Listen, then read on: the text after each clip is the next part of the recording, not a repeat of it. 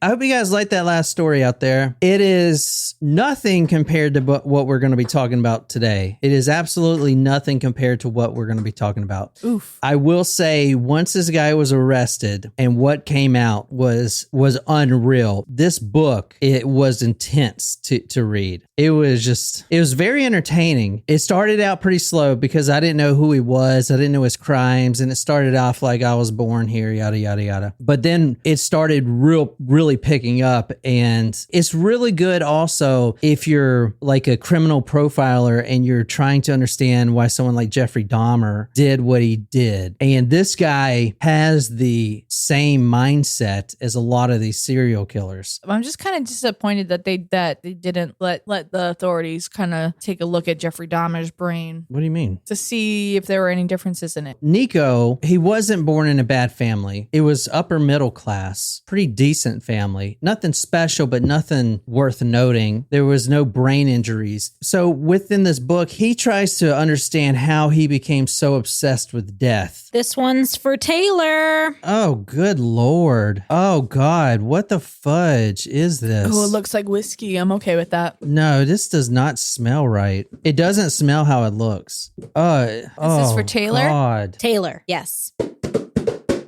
Surprise shots. Surprise shots. We don't know what they are because they're a surprise. Oh, God. I will say I do have requests coming up, so I'm very excited that I will have those ready for next week. We will have specific ones. Is this mixed? It is. Ooh, okay. Last one was mixed and it was really good. Yeah, but this is not going to be good. This smells like vodka and something. Cheers. There's vodka and something. Oh, good Lordy. I liked that. What was it?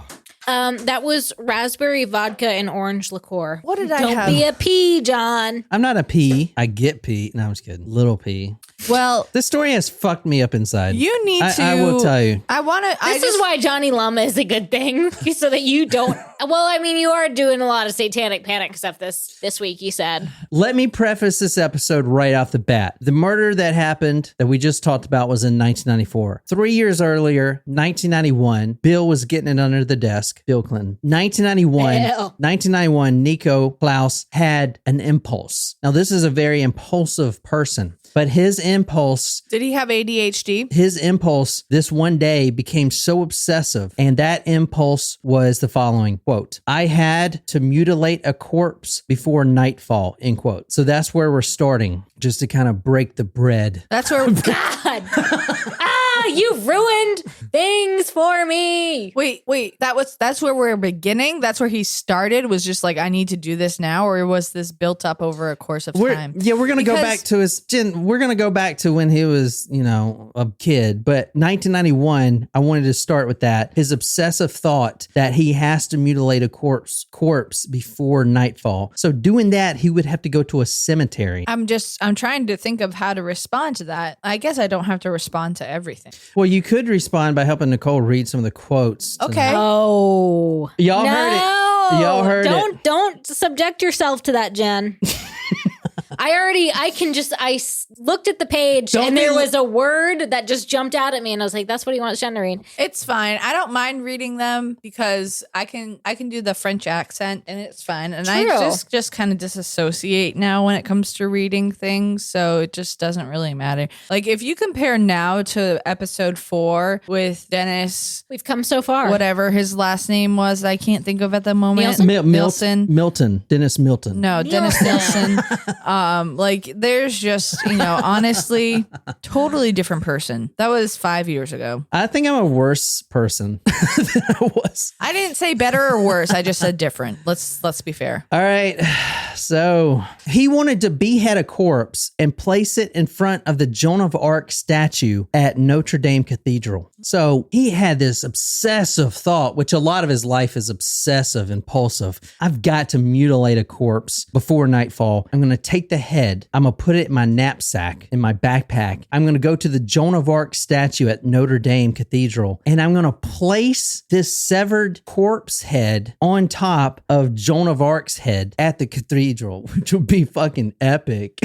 Yeah, but did he think that corpse heads work like masks? Like you can't just like there's meat and bones and stuff in there that you can't just or put on a statue. Put on top. He was going to try to sit it on top maybe. Early 1991, he sneaks into the Passy Cemetery. He jumps over the fence. This is at night. And as we're going to get into later, he is very familiar with cemeteries, how to break into cemeteries, how to, for instance, a lot of the mausoleums, which I've never been in one, but apparently in France, especially where he was haunting, these mausoleums, if I'm saying that right? Mausoleums? These mausoleums, they're like 1 and 2 stories. They have like artist painted photos in them. They're usually locked for decades and they're gorgeous inside, spiral staircases and all of this stuff. I've never seen anything like it. So this story was definitely new to me, but he knew how to break into those locks. He trained himself to be a lock picker, especially with those old tumbler locks. So if someone died that was like Jim Morrison, whatever, obviously he's in the mausoleum, not in some just grave. But so he would have this old tumbler lock, and usually since they never get opened, they get all rusted and stuff like that. So this guy, Nico, would sit there for hours and practice trying to break into these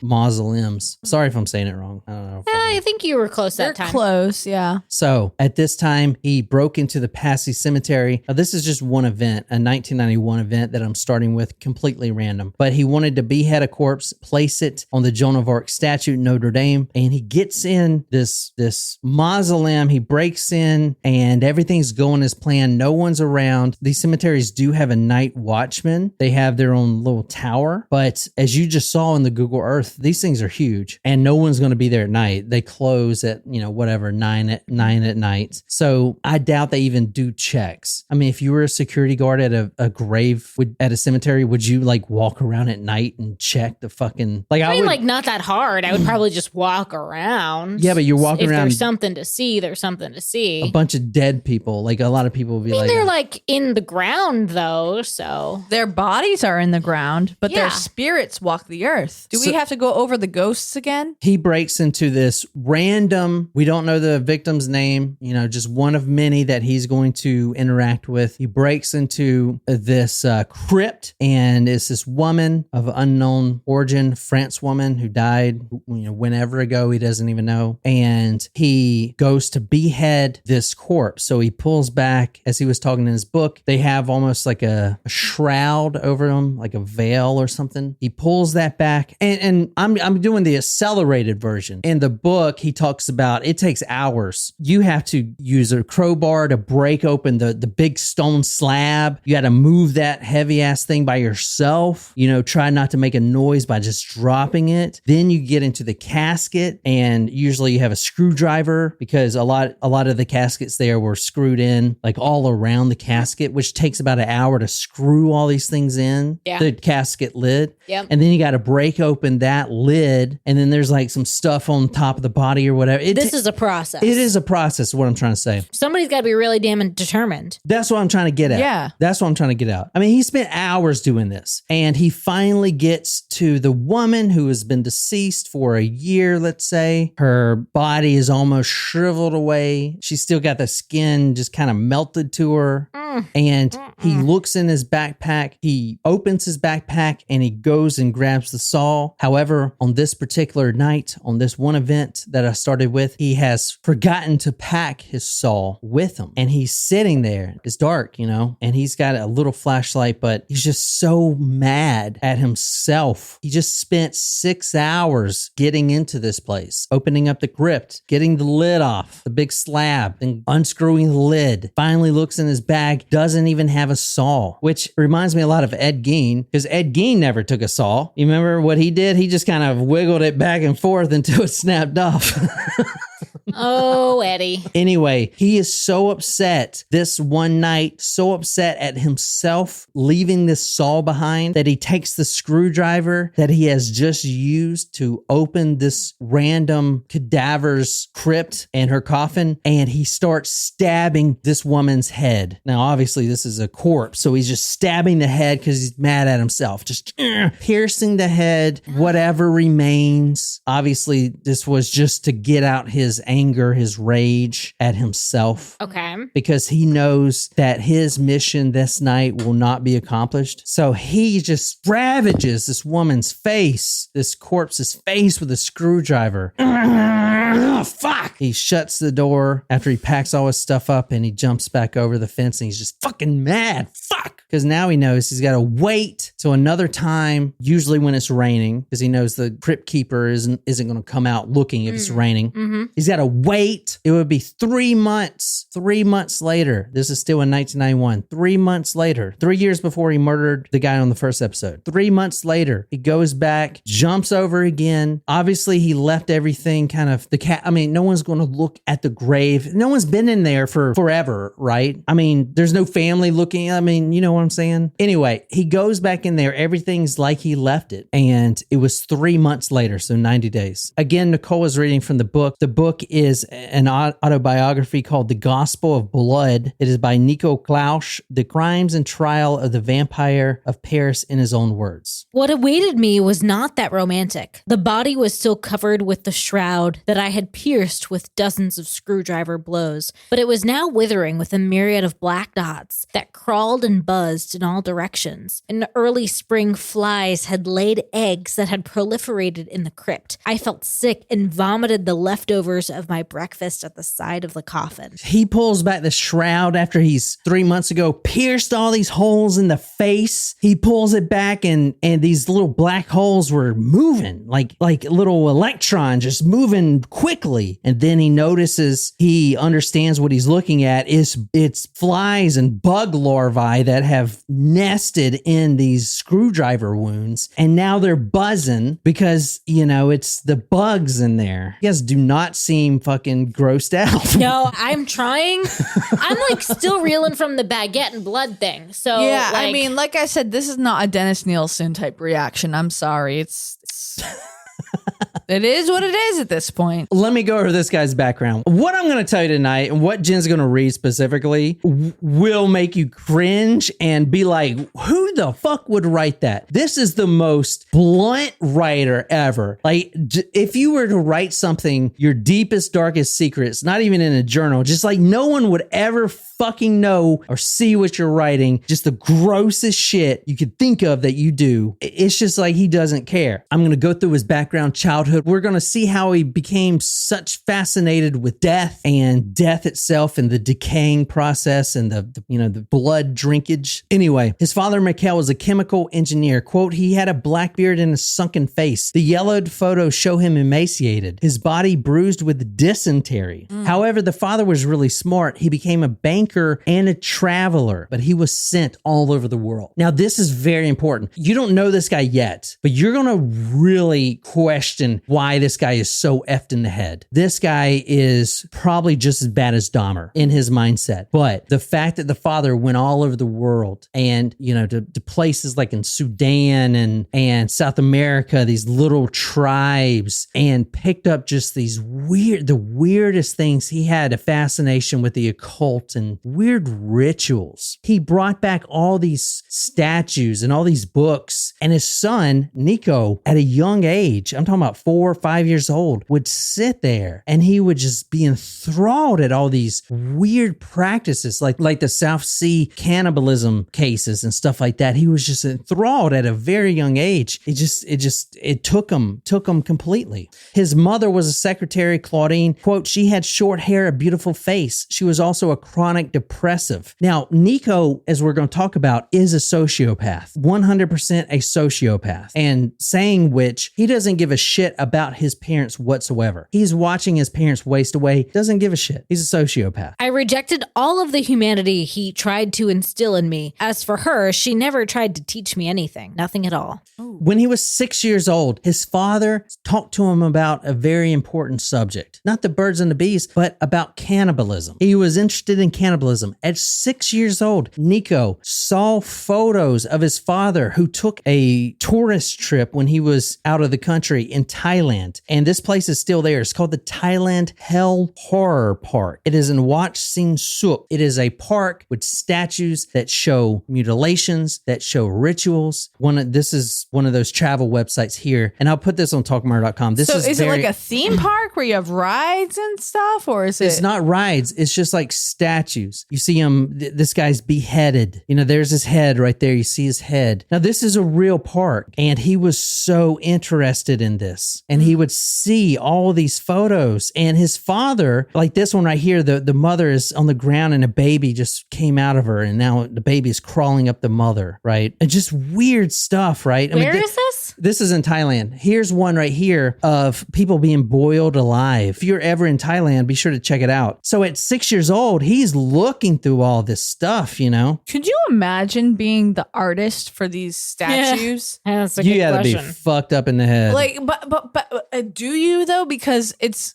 almost like if a historical society came to you and said, "Hey, I know that you are more than capable of creating this piece of art that displays what had happened. This is the emotion that we're going for. Create this." Could you imagine that? Could you imagine that? Like, what is the closest thing that we have in America to that? Like maybe the museum on the Holocaust in California. I don't know. In America? Yeah, I mean, like we don't in America we don't celebrate. Well, there's some weird shit though. Actually, there is weird shit. But I feel like we don't have institutions like that really and I'm not saying it's a good thing to celebrate. We're too soft over here. Yeah, we are. I feel like we are becoming soft, but Congress. Brendan says that's awesome. Congress. Wolfie says there is a medieval torture museum in LA. Yeah, I'm sure that's got some weird shit. There's definitely some weird museums here. I mean, you know, Ripley's, but yeah, there's some weird ass stuff on display though. There's a true crime museum. I know. I do want to go because they have like Ted Bundy's bug. Yeah. There's some weird stuff around. Quote, "I was barely 6 years old when my father talked to me about cannibalism," end quote. I feel like that's really young to bring the subject of cannibalism up. The scenes photographed by my father passed before my eyes. Bodies torn to pieces by dogs, cooked in giant pots, cut up with a saw, disemboweled, enculated, disfigured. I was not afraid. Open-mouthed and speechless, I watched until the end and felt a little flame being born in me, which never ceased to grow. He says, quote, "He imagined the suffering felt by these damned. I became obsessed with it." Around this time, his mother ran away with a younger man, Pierre or somebody, and his father was literally wasting away alcohol, cigarettes, wasting away not eating, just wasting away. He would see his father,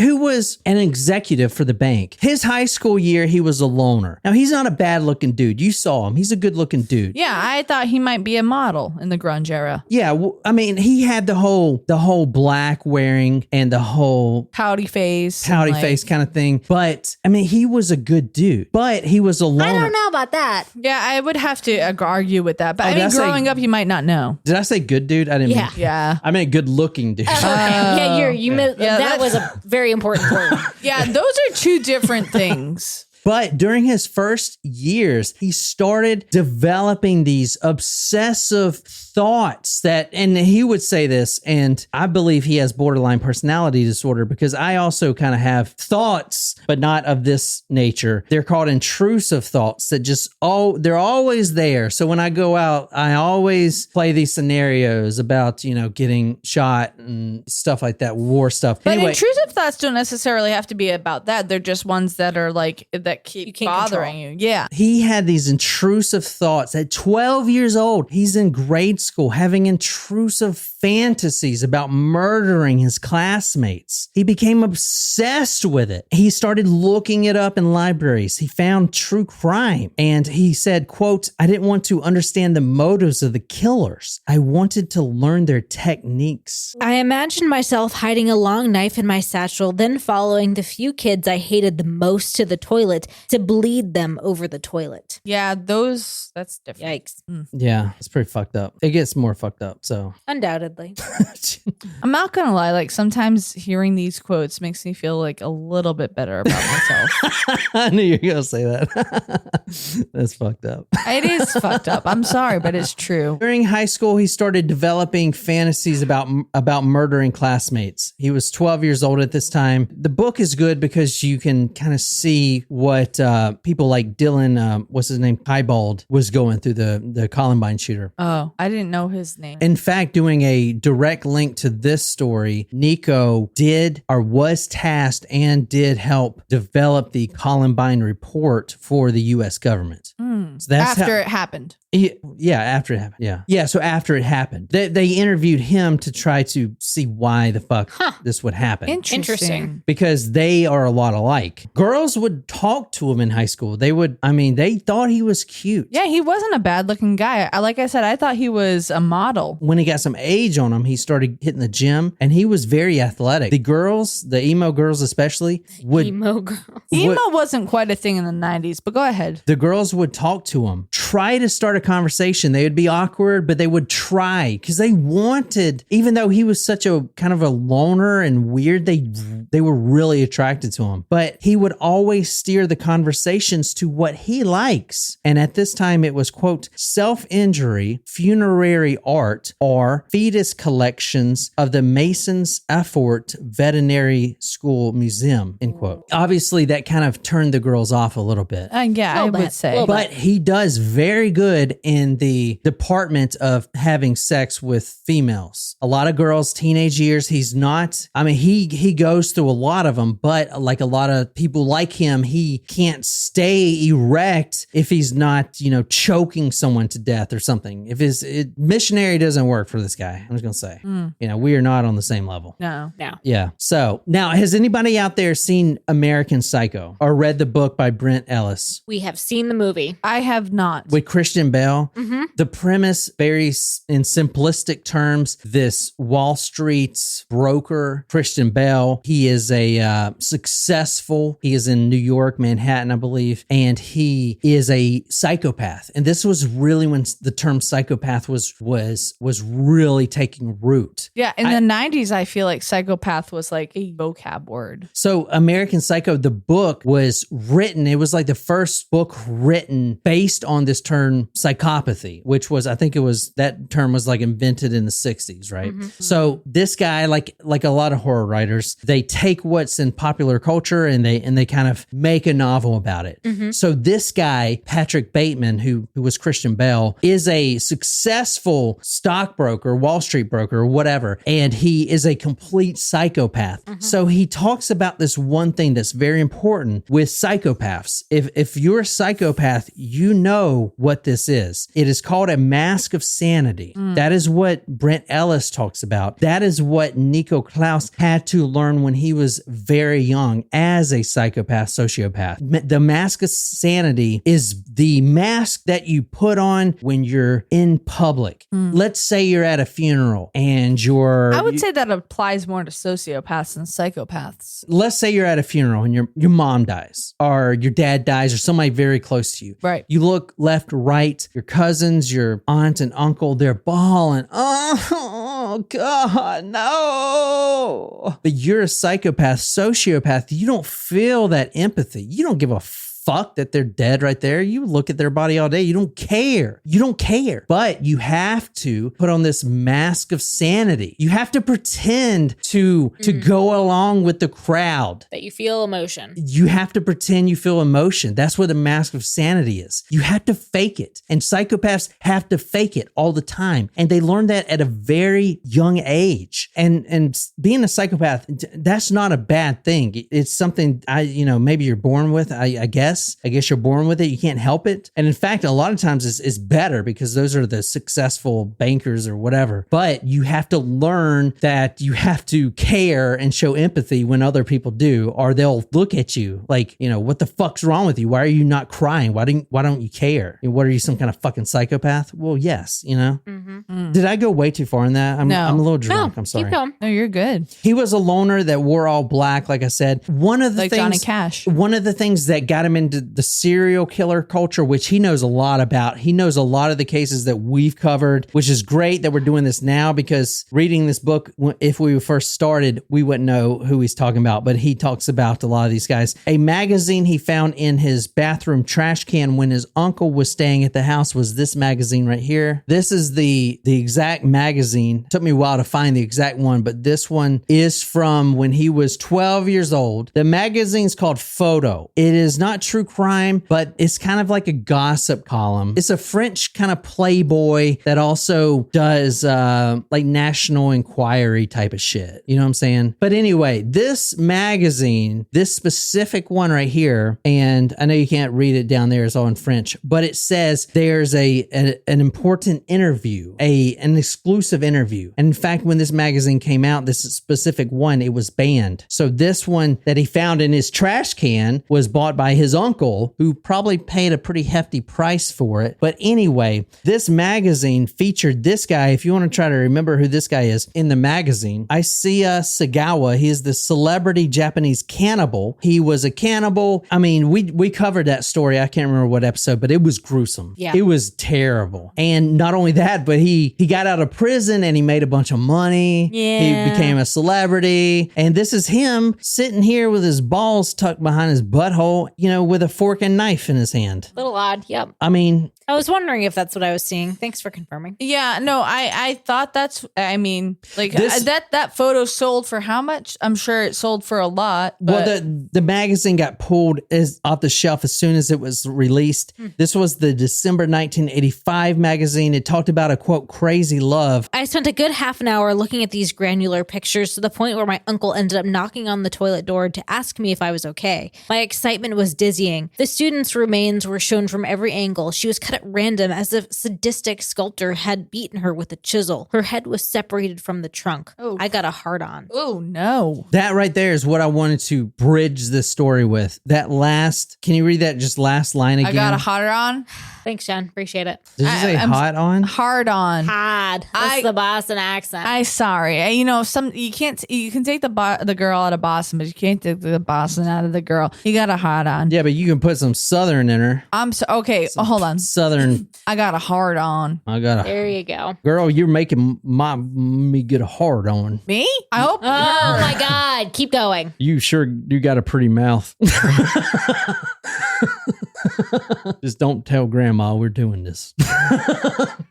All right, Jimmy Bob, I won't tell her nothing. He started getting into role-playing games like D&D. Oh, D&D is a role-playing game? Yes. Oh, yeah, it is. He started getting into Dungeons and Dragons, which is a role-playing game, and also the Call of Cthulhu. He became a dungeon master, became obsessed with horror movies, vampires, and etc. He started to replay a scene from a Zombie 2 movie. And we've done killers like this before, but they just get obsessed with these horror scenes. He started to play a scene from Zombie 2 on a loop. A blonde girl in this movie gets her eyeball pierced very slowly by a splinter. Oh, no, I don't like that.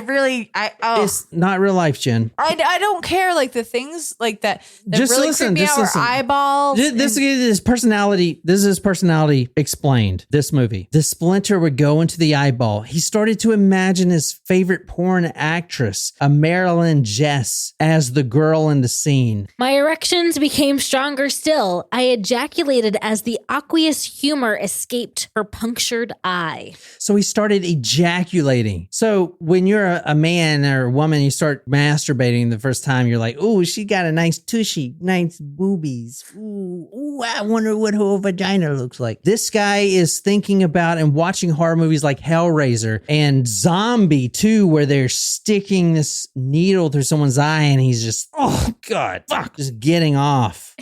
Thanks for that. Quote, other very precise scenes from horror films provoked in me the same orgasmic reactions. In Tenebrae by Dario Argento. If can you read that one? I don't want to read that. It's terrible. I do want to say real quick that Italy is renowned for their horror films. Oh, yeah. They've always been renowned for it. So a lot of the films that weren't available in France, he would have to get on these forums to get access to. But Italy is like the thing. And a lot of, it's weird also talking about the black metal because it kind of goes along with the story. A lot of the black metal and death metal bands come from Sweden, which Sweden, if you look up, is one of the happiest countries of the world. Yeah, and Denmark. And they have these horrible, not horrible like in bad music, but just despicable bands that talk about just mutilation and murder and, rape. Other very precise scenes from horror films provoked in me the same orgasmic reactions. In Tenebrae by Dario Argento, a woman had her arm amputated with an axe, and an endless squirt of blood splashed her blouse and white walls of her house. I flooded my handkerchief with cum. Thank you for reading that. So you see that he's Wolfie did call. He was like, she's like, I'm going to call it now. He's going to put his dick in something. She said that like 30 minutes ago. No, even worse. She goes, I hate you. We're getting down to, it's getting even worse. How? In the movie Cannibal Holocaust, a mud-covered savage rapes a woman with an oval stone. Quote from Nico Claux, I ejaculated into my palm. Dude, it's fucking gross. In Tinto Brass's Caligula, a decapitating machine cuts the heads of prisoners, buried up to their necks with its blades. Quote, I sprayed my thighs and my stomach with sperm. Dear God, thank you for reading that at least. I don't like that. I do not like that. Oh, Brandon has an interesting fact about that movie. Cannibal Holocaust was a movie that caused a court system to charge them with murder because they couldn't believe it was fake. Oh, shit. And they proved it was all fake. Did you see that? That's crazy. Did you see that movie? I've heard it before. No. But I've never watched it. So a Cannibal Holocaust is a movie, but it's not based on the Holocaust of 1940s or World War II. It's based on like a Holocaust of cannibals. Are they killing the cannibals? Are the cannibals killing people or eating? Has anyone out there seen the movie Phantasm? Oh, you mentioned this last night before I fell asleep. If you have, let me know. It's a great movie. It's kind of a... I think you watch it every October. It's a horror movie, but it... let me just look up the synopsis of it real quick without giving anything away. If you haven't seen it, I definitely recommend it. But the reason I'm saying that is because it's really important with this story. One of the main characters, the villain, I guess, is an undertaker. He is real scary looking. He's huge. This is him right here. I don't know if you remember this movie. It's really hard to... I do remember. It's one of your favorites, right? Phantasm? Me and my brother used to watch it all the time. This is the movie right here. This is The Undertaker. Now, the reason this is important, and this guy specifically, it's a really freaky movie. It has otherworldly aspects to it, like other dimensions, and I can't even really remember the premise, but this Undertaker, he is harvesting souls or something like that for demons in the underworld, something to that effect. But anyway, this character right here, the Undertaker, had a very profound effect on Nico as a young teenager. Very profound effect, which is why you're going to see he desired to work in a morgue. Because who wants to work in a morgue? Like what teenager says to themselves, oh, I have to work with dead bodies. Yeah, not for me. Dead bodies freak me out, actually, like a lot. Like I'm sure a lot of people are very uncomfortable with death, but I think a lot of people kind of get used to going to wakes and funerals. And I don't know if it was because my first experience with wakes and funerals was not until I was in high school, really. But it always made me just super fucking uncomfortable. Was seeing a dead body? Yeah, like at a wake, open casket type thing. Like it just really, really made me uncomfortable. Anytime, I don't know. It just like really weirds me out that is, I don't know, part of like culture. Like observing a dead body. I don't know. Well, so I think both of my parents want to be cremated, and like that kind of makes me sad. But at the same time, I mean, I guess because I've in my family never have dealt with someone who has been cremated. I mean, one of my grandmothers was cremated, but I guess in like for my person, like I don't know, I would expect someone to be laid out. I was saying, I think maybe it was because my first like funeral or and like experiences were not really until I was in high school. So it's not like I don't remember as a kid having a bunch of wakes or funerals to go to and stuff like that. So it just like really like, I don't know. It really freaks me out. Like I remember when my grandmother passed a couple years ago. R.I.P. No, because I was actually overseas when that grandmother passed away, so I couldn't even go to her funeral. Other grandmother, right before COVID, and I just remember being like, I feel like I could barely even look at like her body presented, just because it's just, to me, it's just weird. Like that part of like Catholicism and shit like that, and open casket wake stuff. I'm just like, nah. I've been to a lot of them growing up. Like, and that was what I didn't at all. Yeah. And it wasn't even necessarily like my personal family, but like some family friends, like, you know, I've been to a bunch of open casket wakes, and that's just kind of the expectation. And so my parents have both mentioned that like they want to be cremated. They don't want to have an open casket wake. And I'm like, especially coming from my dad, I'm like, wow, that's not like that. I would have expected you to be wanted to do that. I mean, obviously don't have their will and testament in front of me, but like just recently talking to them, I mean, I don't know. Like, I don't want to think about that right now because they're my parents, but you know, I guess I'm ready for it, but not at the same time. I don't know. You know what I mean? Like, yeah. All right, we're going to go through this quick. So at a young age, he did see his grandfather pass away, and I'm just going to kind of go through it a little bit. At the funeral, quote, he gave off a muffled energy as if his whole soul was trapped in the shell of dead flesh and silently screaming for help to escape. I reveled in that energy secretly. I found there the same pleasures that I felt when I looked at the sides of the garden of torture. So in that funeral home, I died and I was born again. He met the Reaper, and the Reaper became his companion. And from then on, he would never be the same. He gets into black metal and death metal and stuff like that. But for him, death metal, the lyrics of, oh yeah, murder, brutalization.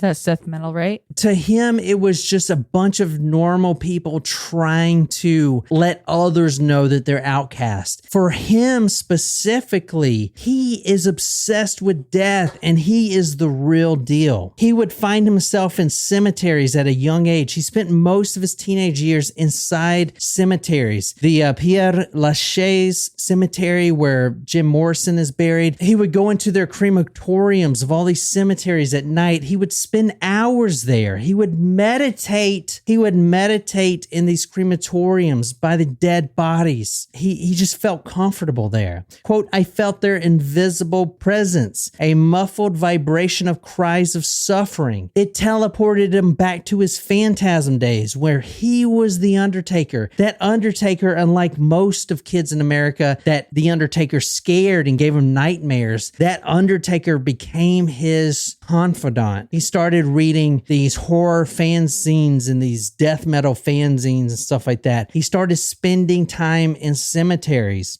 He says about one cemetery, he would spend all of his night there. Quote, I felt extremely good in this little crypt and sat down cross-legged, stretched out, and leaned against the altar. I felt in the depths of my guts a benevolent presence while remembering the Grim Reaper who took me under his wings in the small funeral home where my grandfather rested. At this point, he gets into Satanism. He finds that the devil, Lucifer, the Lord Satan, is his only friend. He starts worshiping in the Louvre in Paris, which, Nicole, have you been there? The Louvre? Yes, I have. I have not. In the Louvre in Paris. I need to renew my passport. I've never been to France. In the Louvre in Paris, there is this statuette. It's very small, 6 inches. That's what she said. If I can, well. Touche, Jen. That was a good one. I know. John wishes he thought of that one. If that's 6 inches, then I feel fucking terrible. Please, I'm sure you are more than average. Well, are you measuring from the base? This is Pazuzu. Oh, remember when we did that Pazuzu episode? Yes, that was a great one. The hoarder. Yeah. So Pazuzu, well, that guy's name was Pazuzu Algarad. This is the Pazuzu. He is the devil. He's tiny. He is the Assyrian devil. I don't think he's the devil, like the devil you think in Christianity. From what I've learned and what we're going to cover on Johnny Lama once I research it, Pazuzu was the oldest demon. So think about to like Lovecraft, but he talks about these old gods, the old ones, you know, the great old ones. Pazuzu. Before Lucifer? Pazuzu was the first one here on Earth. The old demon has been here forever type of thing. So, Wolfie says he's the perfect size to rest on my shoulder and whisper in my ear. Wolfie, you should. That's amazing. Wolfie, you should get a devil and an angel there like on each shoulder, or is that like a tattoo? Yeah, like tattoo. Have we been that's talking cool. to her about tattoo ideas? I'm gonna start my own tattoo shop. What are you gonna call it? That means you need to be tatted up. Like never go to a tattoo artist who does not have tattoos. That's a good point. It's like, don't go to a chef if he ain't a little chubby. You know what I mean? Yeah. Don't go to a prostitute if she doesn't have semen dripping out of her. Oh my God. What is wrong with you? I've read this book. What book? This is all in your head, John. He would go to the Louvre and pray to Pazuzu. I had for a long time set myself the goal of going to pray to it, just as pilgrims go to Lourdes or Lisieux. This emaciated evil icon touched me far more than the classic European representation of the prince of this world. He knew that he, Satan, had always watched over me. More than in my heart or brain, it was in my veins that I felt the presence of Pazuzu, the demon of pestilence, scourge of the human race. This guy is fucked up at 12 years old. Quote, I succumbed to the poisonous attractions of devil and death worship. I became a Satanist without ever listening to black metal in my life, and even before having read Anton LaVey's Satanic Bible. I was a demon worshiper. He didn't have access to all this stuff. He didn't know. He just knew he was just fascinated with death ever since his father brought home those photographs of those tortured people. In 1989, he was 17. January 24th, something big happened. Burn. Ted Bundy was getting executed, and he was so enthralled already with the serial culture. He would buy the new true crime books that are out, just like you assholes in live chat, like, give me more true crime. He would buy these photos with the shocking photos in the middle. I've got all the old true crime books are like that. Now with 8 shocking photos in the middle. He would You buy sound like you're advertising a books. Now with photos. the most touting title shamelessly unveiled Polaroids of bound and gagged victims taken by the murderer before the killing. I had a difficult time hiding my erection when I brought these books back to the register to buy them. He started self-harming, not only self-harming, but drinking his own blood. He would tear off his own scabs and quote, play with them under my tongue. He would drink his own blood. He went to watch a film called Rampage, which was based off Richard Trenton Chase, the Sacramento vampire true crime killer. And in the theater during one scene, he started to have what is called the Stendhal syndrome, which is a real thing, which I looked up. The Stendhal syndrome is basically when you go and you see a masterpiece or an artist work, a painting that just takes you over, takes your whole body over, and you start having physical symptoms. So your heart rate speeds up. You start sweating. You start breathing heavily. In this movie, he started actually having a metallic taste in his mouth. That metallic taste is what I'm talking about. That is blood. A lust for blood. What he would call the, quote, vital fluid. Quote, the taste on my tongue transported me to another state of consciousness where everything around me felt more real. I didn't even feel pain anymore. Crowded out by the carnal pleasures that the sight of my own blood brought me. He started thinking about fictional deaths. He wanted to shoot up his school. He wanted to be a mass killer. He wanted just to take all the girls that looked at him and all the popular girls and just brutalize them. And he started thinking about all of this stuff. Once a girl at Palace Video looked at him kind of condescendingly when he brought all these horror movies to rent, Hellraiser, Halloween. Later, when I came back to my room, I imagined myself invited to her home to see what other videos she had to show me. While she was sitting in an armchair taking advantage of her inattention, I would go behind her and thread a plastic bag over her head. Then I squeezed hard. Rita reared up like a horse, and I sped the work of death by crushing her larynx with my hands. Her body gave way and softened. Her eyes stared lifelessly in the distance. I lowered her panties and penetrated her before her body became too stiff. So he's thinking this, and he's a teenager. This is not good. This is not a routine thought of a teenager. I'm gonna assume no. Yeah. He started dubbing these compilations and beheading tapes that he would get sent from these weird subreddits or whatever before the internet was a big thing. He would get sent all these and tape them and rewatch them over and over, these scenes of beheading and stranglement and rape. Quote, a bit like facial cum shots that can be found on YouPorn. That's what he said about these beheading tapes and strangulations and rapes. He dreamed of penetrating the warm bowels of his high school students. He got interested in S&M. Hellraiser was a big movie for him. If you don't know what that movie is, and we did watch that. We did watch it. I love the fucking actor. I listened to all of his audiobooks. He does this thing called Spine Chillers. His name is Doug Bradley. But Hellraiser is, how would you describe Hellraiser? It's about demons. Hellraiser has Pinhead. Pinhead he's white. Like his face is, white powdered. And he's got these big needles going out of his head. That's Hellraiser. He became a sexual sadist, which means his libido is linked to extreme violence. Quote, I sometimes got hard by looking at the girls' asses at my high school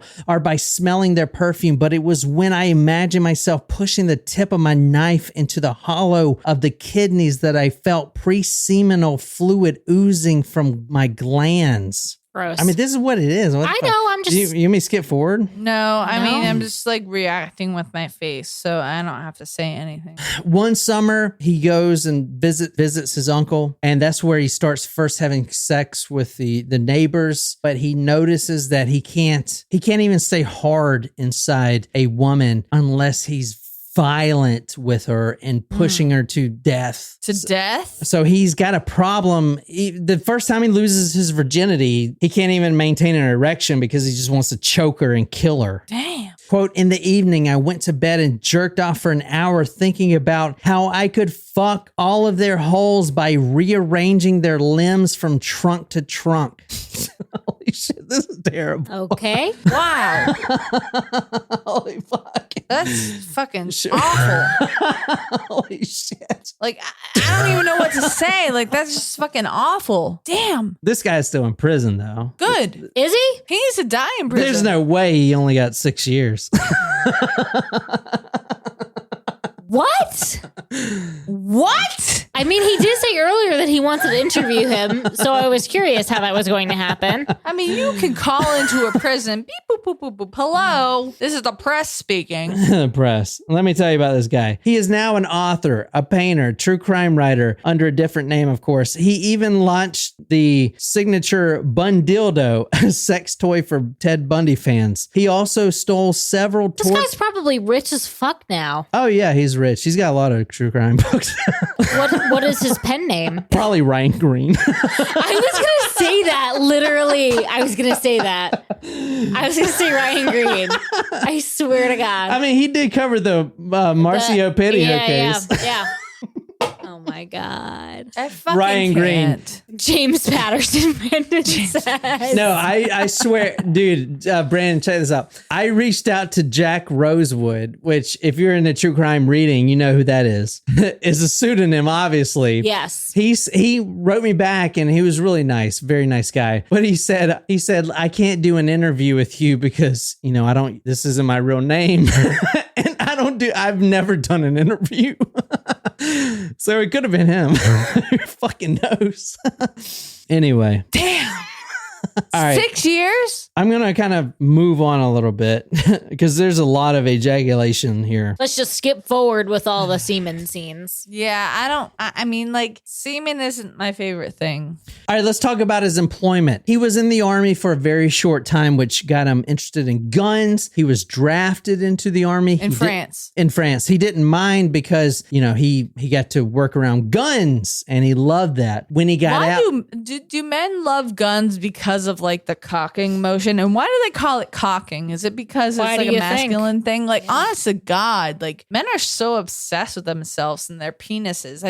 I mean, like, it's not that big of a deal. Like everything's a phallus. It's like the ultimate thing, though. Like the fucking Okay, let's just keep moving on. This is going to take another year and a half to complete this episode. But guess what? You need a woman to make sure that you preserve life. We're overpopulated. We don't need. Oh my God! Can we please keep going, please, dear God? All right, I'm going to run through this. Finish this episode. I'm going to run through this really quick. He was drafted 1992 as the Army. He only spent 8 months there because he was drafted. So he didn't get like discharged or whatever. He just got out. He discharged himself. Got it. After his time in the Army, he became obsessed with working in a morgue. That's all he wanted to do. He wanted to be a mortician assistant. He started at the St. Vincent de Paul Hospital, but that hospital, which he will talk about in the book, what the morgue section was run by an inbred family, from what he would say. Wait, what? And that hospital actually had a huge scandal with stolen fetuses. That's interesting because St. Vincent de Paul is a large Catholic organization. Oh, is it really? It is. Oh, I have to do the story. They got in serious trouble for stolen fetuses. Interesting, but I mean, or not stolen, next time. but whatever. We'll talk about it later, but not today. At 21 years old, he's working in a toddler child morgue. Oh dear. A literal chamber for dead babies. Don't like it. Oh jeez. He loved it working there. That was the job for him. Why? I'm afraid to ask that and question. I'm not. I want to know why. He also talks about in the morgue, and maybe you girls out there can tell me if this is true or not. But if you're a nurse, that is, the morgue is usually located at the bottom, like the basement with the toxic waste. Yes, I always think of Scrubs and Dr. Murphy. Yes. The nurses, they looked at these morgue workers and these morgue assistants, and they just get this, fuck, I want to just fuck these guys. The morgue assistants? So he's not me. The reason I'm saying that is he had sex with a lot of nurses in the morgue, right by the dead bodies, right by the autopsy tables, right on top of the autopsy tables. No. These women just, it's this bestial thing. They just get so horny for these morgue assistants. I feel like that's a lie, but okay. So anyway, quote, 2 weeks before Halloween, here I was, a happy father of 2 beautiful fetuses that I was keeping inside a large box stored in the cellar. So he would steal these fetuses and display them in his apartment. And now he's a happy father. He was a happy father of 2 fetuses. Yeah. When police arrested him, the search warrant, and it didn't come out fully because they didn't want to shock the nation of France, but they found bones, they found fetuses in jars, they found limbs. It was a Jeffrey Dahmer type situation. They found all this stuff in his apartment. He had bones. They thought he was a serial killer. And not just because he has the word serial killer tattooed on his arms. They actually thought the bones that were his victims. He worked in a morgue. He would steal these. And I'm going to tell you what he was. So, wait, but he had fetuses and he would say he was a father of if they were the unborn? No, he had 2, all right, think about Frankenstein, because this is exactly what it is. The jars, they're yellow liquid. Formaldehyde. The fetuses are floating inside these jars. That's what he stole. He stole these jars. He worked in a toddler morgue. He had access to these jars. One day, he just decided to put these jars in his bag and take them and display them in his apartment. He would take them out. He said in his book, he would play with them like chicken wings almost, kind of like moving their arms. One time, one broke off. And he would say you're the father of those. Yeah, he was the happy father of, quote, 2 beautiful fetuses. I mean, this story's fucked. I mean, I don't know what you want me to say. This guy is fucked in the head. I don't want you to explain. I just don't understand. And he is also out of prison. The specimen was relatively large, and I estimated its growth to be of 8 months. By what mystery of the afterlife, I don't know. One of his hands had detached from its arm, and it was floating on the surface. I picked it up and wrapped it in paper towel because I wanted it to be dry so I could wear it as a talisman around my neck. Wait, what the fuck? He started meditating. Oh, meditating is really good, guys. Really good. Yeah, sure. Breathe in. A little bit different in this situation, though. Breathe out. This gives corpse pose a lot of new meaning in yoga. He's meditating and kind of releasing all that bad energy, albeit in, quote, front of 2 fetuses placed on each side of my Baphomet plaque. Baphomet is the goat. You know what a Baphomet is? Yeah. The goat. What is it? Goat? Devil or whatever? Yeah. The horns and whatever. He would child's pose to corpse pose, Brandon says. Oh, God, dude. Fuck. Yo, bro, you would get... That was good. You would get fucking canceled. No, let me hear you. No. That Seriously? No. Seriously, when we're talking about... No. I'm cutting you off. He would write on a parchment paper, and he did this a lot. He would pledge allegiance to Belial, Pazuzu, Ahriman, and Lord Satan. He would clench this paper and would cut himself so the paper soaks in blood. And he asked Satan, Lord Satan, please let me have a full-time job in the morgue. And if you do, quote, and lo and behold, he did. In exchange to sacrifice the soul of several girls on the autopsy table. It would be so easy to take a girl that is horny for me because I work in the morgue, fuck her right there on the autopsy table, and then cut her up and then mix her bones in with the other bones. No one would ever know to look there. My fantasy was to decapitate a nurse alive and feel her blood squirt down my throat. The thought made me hard, and I masturbated in front of the altar until I came. My sperm landed on the pact, on a candle, and on one of the jars. I came out of the cellar with the feeling that my prayers had been heard.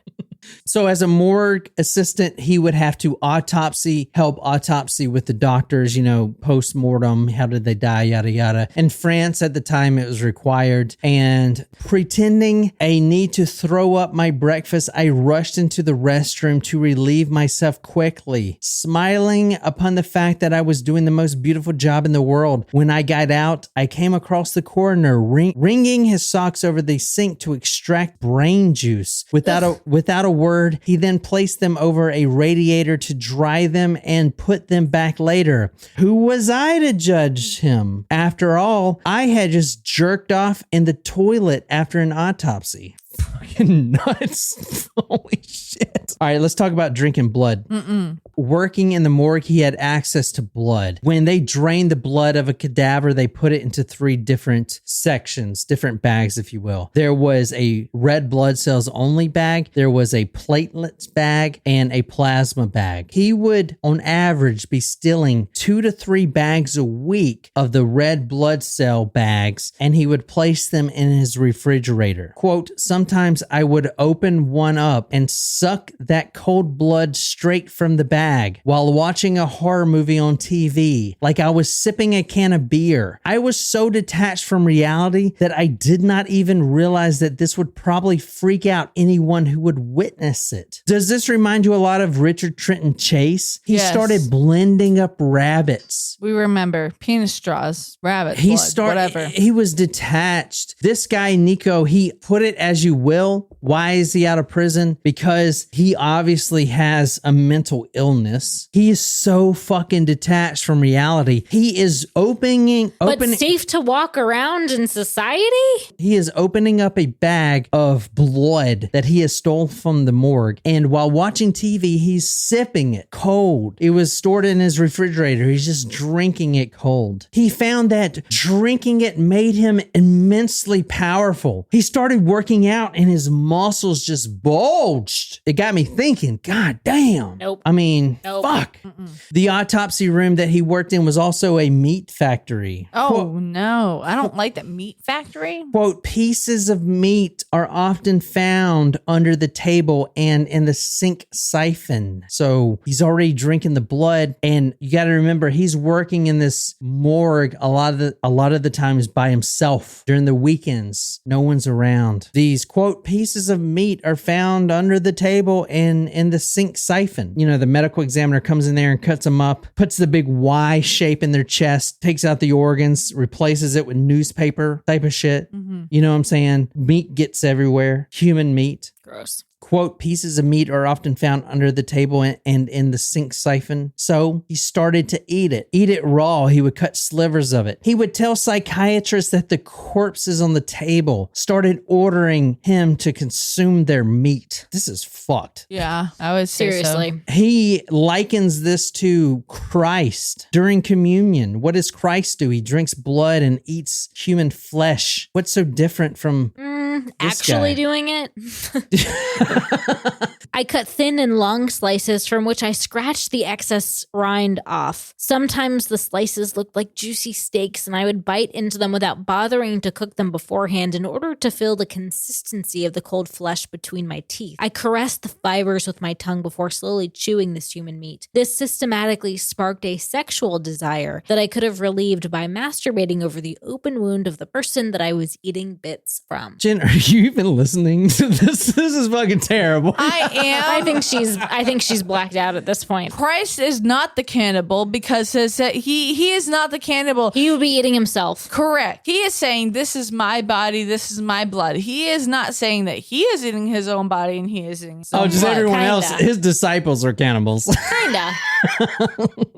The consumption of red blood cells and eating human meat resulted in a considerable increase in muscle strength. When he was in prison for his 10 years in prison, 6 years in prison. When he was in prison for 6 years, he used his muscles, which were bigger than his thighs. His biceps were bigger than his thighs. No one's going to fuck with this guy. No one's going to fuck with him. Those, quote, legendary proportions came from drinking these red blood cells to legendary proportions. And then he started to steal the urns. It was, there was a crematorium. He started to steal the urns and some of the powder, the grinded up calcium that once was a human. He started to put it into protein shakes. He would call them the cannibal shakes. The consumption of human ashes with protein made his muscles just bulge. When I waited too long to indulge in my cannibal meals, I experienced a decline in shape that I couldn't explain otherwise. I had begun to cook the pieces of meat that I had cut from the dead. I seasoned them with